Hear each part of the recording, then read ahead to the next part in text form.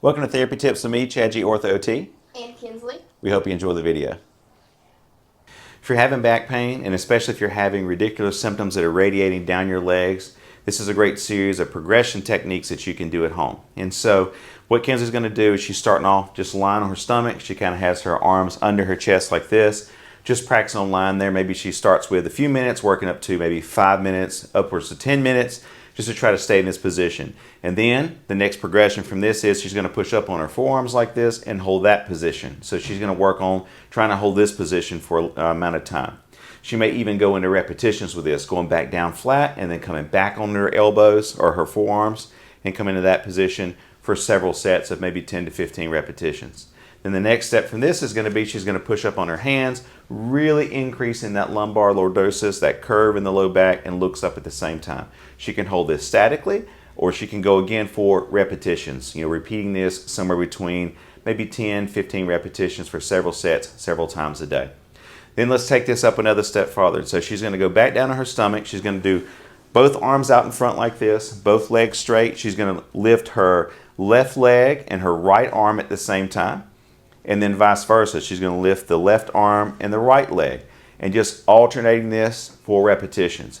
We can statically hold this. If this is too painful, she can just do a few reps, work on statically holding it versus higher repetitions, but that would be the next progression.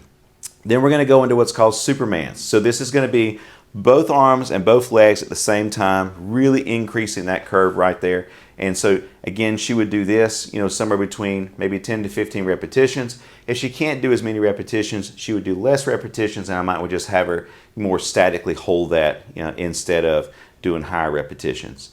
And then we're going to show you how you would take this, if you can't get on your stomach, how you would do this against a wall in a standing position. So you can try this method if you're unable to get on your stomach on the mat or on the floor, bed, whatever you have. And so Kinsley just has her forearms resting on the wall. The farther that she brings her feet away from the wall, the more difficult, the more strain this is going to be on her low back, and then she's just going to lean in for repetitions. If she can't do this for repetitions, maybe she just leans in a good one time, holds that statically, and then comes back out. The farther her feet are from the wall, the more difficult that it is. Then we're going to progress to hands on the wall. Now, with this wall press, it's not just about just pushing off with her arms. It's about increasing this curve in her low back as she comes in, and then she comes back out.